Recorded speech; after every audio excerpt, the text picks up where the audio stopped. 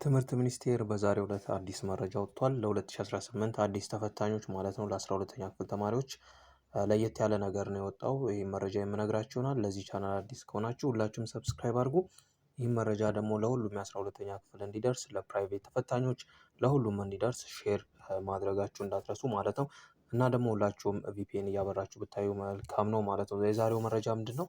የትምህርት ሚኒስቴር ፕሮፌሰር ብርሃኑ ነጋ ለ12ኛ ክፍል ተማሪዎች የፈተናው የሚሰጥበትን መንገድ በወረቀት ነው በኦንላይን የሚባለውን ነገር ግልጽ አድርገው ተናግረዋል ማለት ነው። በ2015 ጀምሮ ተማሪዎች ወደ ዩኒቨርሲቲ ገብተው ነበረ 12ኛ ክፍል ሲፈተኑ የነበረው 2015 ላይ የመጀመሪያው ፈተና ማለት ነው። የ2014 ባች ያው ከመስከረም እስከ ጥቅምት ነበረ ፈተና 2014 ባች 2015 ነበር የተፈተኑት።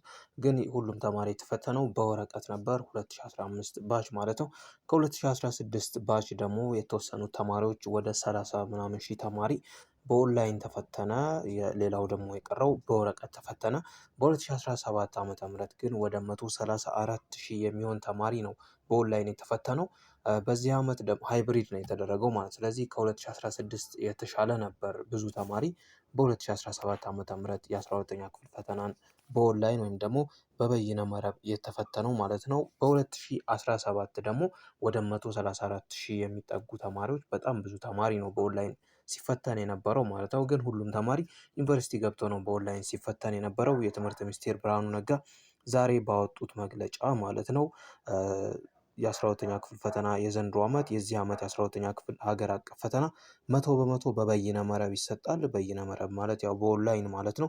በዚህ ዓመት የሚሰጠውን የ2018 የ12ኛ ክፍል ማጠናቀቂያ ሀገር አቀፍ ፈተና 100% በበይነ መረብ ለመስጠት የሚያስችል የቅድመ ዝግጅት እየተደረገ መሆኑን ትምህርት ሚኒስቴር ገልጿል ማለት ነው።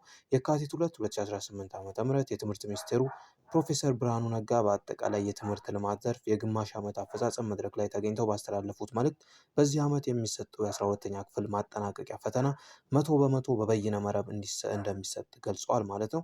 ባለፉት 2 ዓመታት ፈተናው በወረቀትና በበይነ መረብ ወይም ደግሞ ሃይብሪድ ሆኖ ሲሰጥ እንደነበር አንስተው በዚህ ዓመት የሚሰጠው ማጠናቀቂያ ፈተና ሙሉ በሙሉ በበይነ መረብ ለመስጠት የሚያስችል ቅድመ ዝግጅት እየተደረገ እንደሆነ ጠቁመዋል ማለት ነው ፕሮፌሰር ብርሃኑ ነጋ። ለዚህ የተለያዩ ግብአቶች ለክልል ድጋፍ እየተደረገ መሆኑን ጠቅሰው በፈተና ጣቢያዎች በቂ ኢንተርኔት አቅርቦት እንዲኖር ከኢትዮ ቴሌኮም ጋር በመነጋገር እየሰራን ነው ብለዋል ማለት ነው።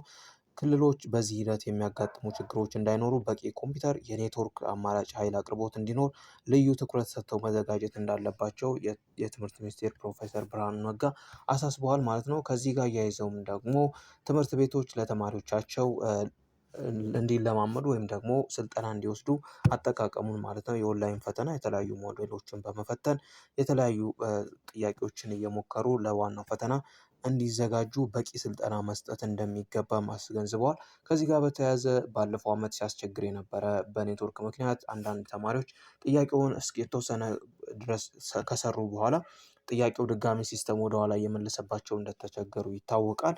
በኔትወርክ ምክንያት የሚያጋጥሙ እንደዚህ አይነት ነገሮችን ትምህርት ሚኒስቴር ለመፍታት ከኢትዮ ቴሌኮም ጋር በደንብ እየሰራ እንደሆነና እነዚህ ነገሮች እንዳያጋጥሙ ለሁሉም የፈተና ጣቢያዎች የኃይል አቅርቦት እና የኔትወርክ አቅርቦት እንደሚደረግ ፕሮፌሰር ብርሃኑ ነጋ አስታውቀዋል ማለት ነው። ፈተናው እንግዲህ የትምህርት ሚኒስቴር አካዳሚክ ካላንደር ባወጣው መሰረት ከሰኔ 22 እስከ ሐምሌ 10 ድረስ ይሰጣል ተብሎ ይጠበቃል። የቀን ማሻሻያ ሊኖር ይችላል። ምክንያቱም አካዳሚክ ካላንደሩ ሲወጣ ነሐሴ ላይ ነበረ ለሁሉም የከፍተኛ ትምህርት ተቋማት ለሁሉም ትምህርት ቤቶች ከአንደኛ ክፍል እስከ 12ኛ ክፍል ያለውን እያንዳንዱን የትምህርት ካላንደር ሲያወጣ የ12ኛ ክፍል ፈተና የ2018 ማለት ነው ከሰኔ 22 እስከ ሐምሌ 10 ነበር የተባለው። የሚቀየር ነገር ካለ በዚህ ቻናል የምናሳውቃችሁ ይሆናል። ሰብስክራይብ ማድረግ እንዳይረሳ።